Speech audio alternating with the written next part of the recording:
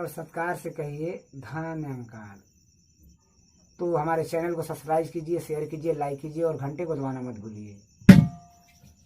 सर्वस खाई के नीरवस कैल हो,